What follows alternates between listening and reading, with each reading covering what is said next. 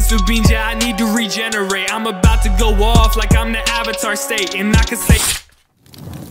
Well, we're at the end of 2020. We actually only have about 2 weeks left of 2020, and I thought I'd do what I missed out on doing last year, and that is rank the top 5 best new anime of the year. Now, I did do that in 2019 in a community post, and those top 5 anime were Fire Force at number 5, Dr. Stone at number 4, The Promised Neverland at 3, The Rising of the Shield Hero at 2, and at number 1 was Demon Slayer. Now, in my opinion, 2019 was an amazing year for introducing us with anime and was way better than 2020. I had a harder time ranking the anime that released this year than last year because last year those specific 5 stood out strong. Well, in 2020 a lot were on the same level, but I think I finally decided on the top 5. Let's get started.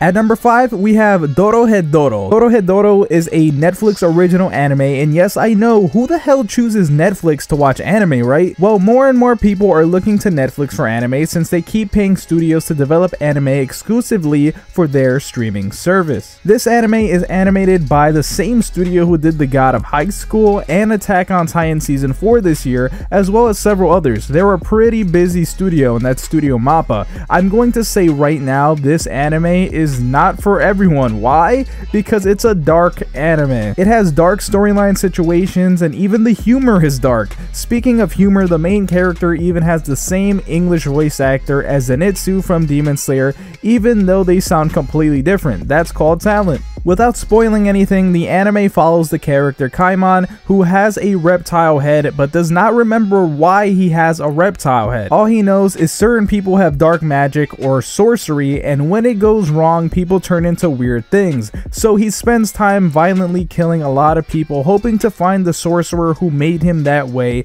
and recover his memories. There's also a mysterious guy who people see when he puts people in his freaking mouth. So, I was just thinking. Give me some of your junk spunk. At number 4, we have an anime we didn't deserve this year, but we needed. Now, this might not be a dark anime, but it sure is a mature anime. Why? Because it's on the verge of becoming hentai, and that's what makes it so great. Not that I watch hentai or anything.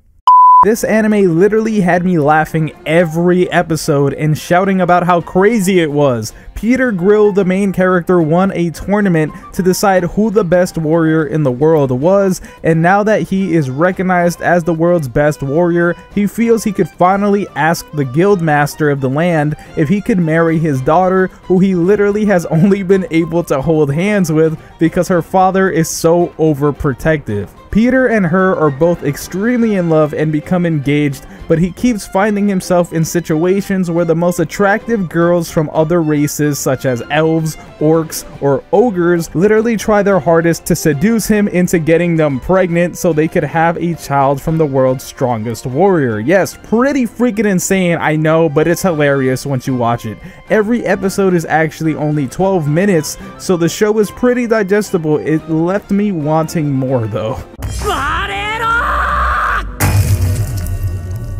At number 3, we have a pretty hyped anime of 2020, some say even too hyped, but that's Tower of God. This is the first Crunchyroll original anime based on a webtoon. From beginning to end, the anime captured my attention, and I think that had a lot to do with the audio for this anime. The music is amazing for this anime and fits so well, just making me want to keep watching. It makes the scenes more intense. The voice acting, particularly with the Japanese, was very good. The 3 main characters were very likable, and I wanted to see more, especially with the development of Bomb and Kun's friendship. If you haven't seen this anime, it's about entering a tower, which really is like another world where people fight through levels to get to the top and be granted anything they want. Bomb follows the girl he loves, Rachel, into the tower after she leaves him so she can get a wish granted. I hated her from episode 1, and I'm sure you will too.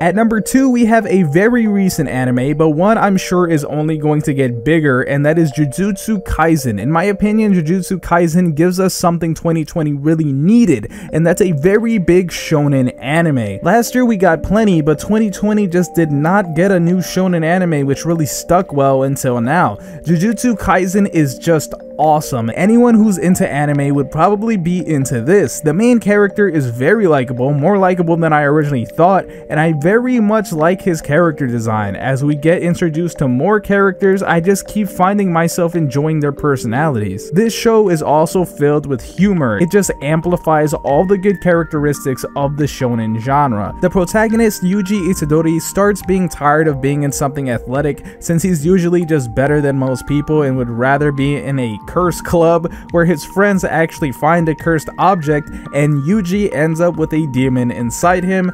Very good anime. It's probably going to be the next big thing. Hi there. Can I help you with something, or...